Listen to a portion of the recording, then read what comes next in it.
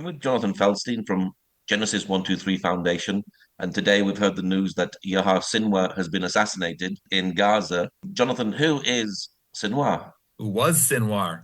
He was the head of, thank you, Paul. First of all, it's great to be with you. It's a wonderful way to end the first day of our holiday Sukkot, just a year and 11 days in the Gregorian calendar after he committed this massacre. And he was the head of Hamas in Gaza. He's the one who conceived, who planned, who trained, who funded all of the atrocity that happened a week ago, plus all of the terror coming from Gaza by Hamas in the last years, and who was I suppose, the singular point person until now in terms of continuing to control Gaza under the auspices of Hamas, but that also includes the continued captivity of 101 hostages.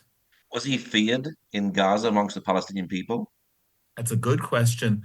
From everything I read, I understand that I know he ruled Gaza with a significant iron fist.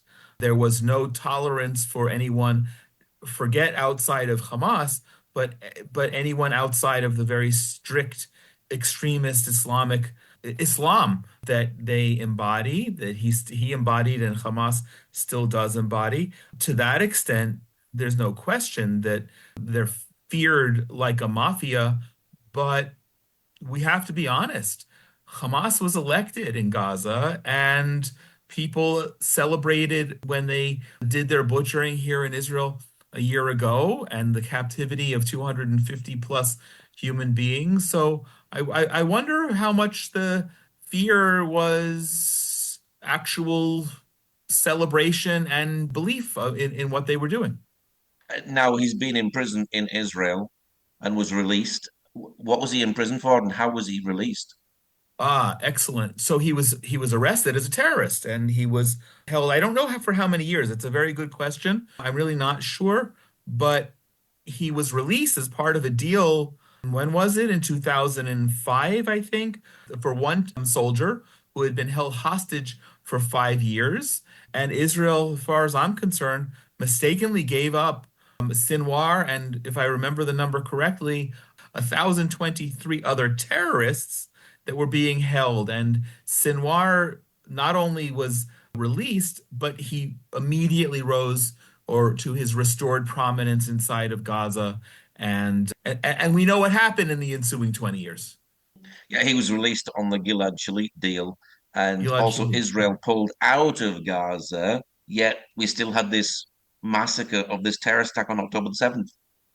Correct. That's a 100% correct.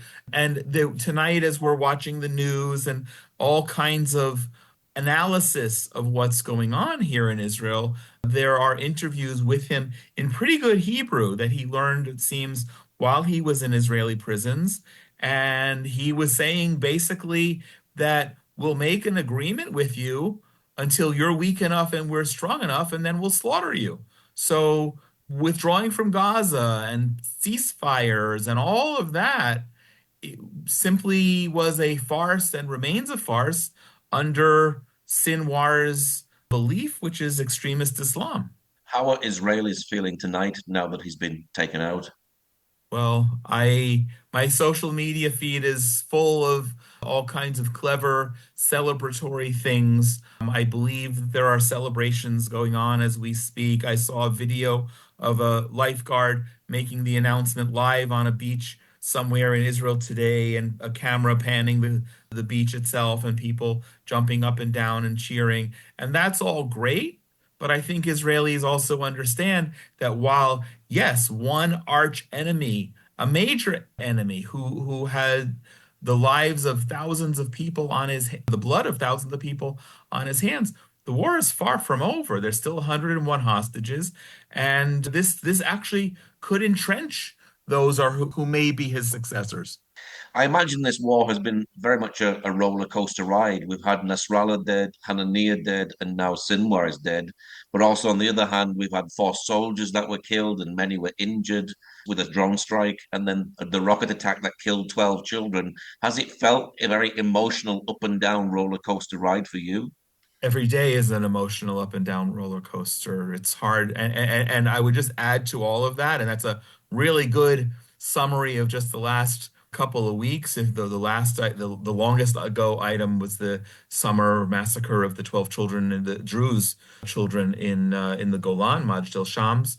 But I think that just on a day-to-day existence, most Israelis have this roller coaster. How to be celebrating the holidays now? How do we celebrate when in the last year there are tens of thousands of grieving Israelis? How do we celebrate when so many soldiers and others have been injured and killed and hostages still? And speaking just very personally, as a father of two soldiers, one of whom is currently in Lebanon, oh my gosh, every day is an emotional roller coaster, and it's very stressful. Of course, Sinwar brought war onto Gaza with October the 7th. Do you think some Palestinians will actually be very, very happy now that he's gone? I sure hope so, Paul. You probably, and many, many people listening, probably remember the scene at the end of Wizard of Oz when Dorothy throws water on the Wicked Witch and she melts away. And then you see Dorothy, this little young girl, and the Tin Man, the Cowardly Lion, the Scarecrow, all standing in front of the Wicked Witch's thugs, the army.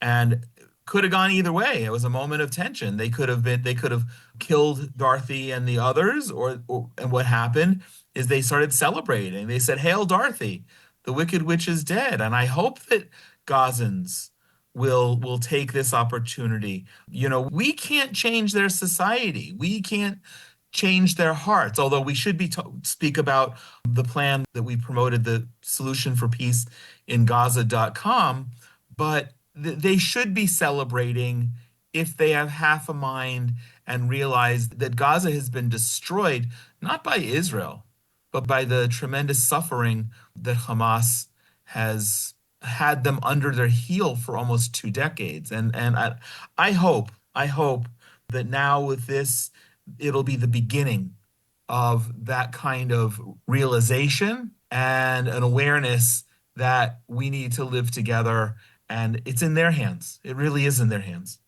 Do you think with his killing, this will actually stop the war now? And of course, we do need the hostages back, don't we? I don't think that this necessarily will stop anything. I think there are a few factors. First of all, to the extent that he was in control, now the question is what one other person or other persons and how many of them will be in control? How many Hamas leaders may or clans that rival and fight against each other may try and fight against one another for superiority? Who actually has all of the hostages and where are they? And who has intelligence on that information? It could lead to a doubling down and a much more difficult time. And certainly there are no shortage, even though Israel's done a fabulous job eliminating armed terrorists, there's still no shortage of armed terrorists. So all of these armed terrorists who are indoctrinated with this rabid Islamic hate and genocide toward us, they may double down and this may become even more bloody in Gaza. With Israel's success, it's not really a good time to be a terrorist, is it? Will someone actually want to take over from Sinwar? Unfortunately, I think the answer is yes, because they are so indoctrinated. Now, what I've read is that Palestinian Arabs are celebrating his death as a martyr. That's lovely, great. Kind of a revisionist history that isn't even a few hours old, but they certainly have been indoctrinated for the last 9,500 years since the birth of this Muslim Brotherhood. And I think that there are people who are so indoctrinated and maybe angered by his death that there will be people who will certainly step up at least to continue the fighting, maybe increase the fighting. And whoever has the ability, I don't know how somebody coronates himself in Gaza in the midst of a war as the head of Hamas there. It'll be very interesting. I just pray, like we were talking about earlier, that the Gazans themselves will use this as an opportunity for their own uprising against these terrorists who have hijacked their society. What is your prayer for Israel tonight after this killing of Sinwar? That we deserve a little bit of celebration, a little bit of relief, but that we shouldn't get drunk on that. And we need to realize that the war is far from over. And a matter of fact, with reports that Sinwar may have apparently specifically picked to be hiding among the six hostages who were executed just a few weeks ago, that we have a great deal of work to do, and we need to. I think that the only answer remains to continue to put pressure, see if there's a way to divide the terrorists, maybe get some of the hostages free, barring a global deal, and that we continue strong, and that we continue strong in Lebanon against Hezbollah, and whatever response that we are waiting for Israel to conduct vis-a-vis the Islamic regime in Iran, that it be successful and decisive as well. And a tangent of that, of course, is that the Iranian people will also rise up against the terrorists that lead their country. You're talking about Iran and attacking Iran. Do you think Netanyahu will actually attack his nuclear facilities to destroy, because he's been going on for a long time about how big and how strong of a threat that Iran is as far as a nuclear weapon is concerned?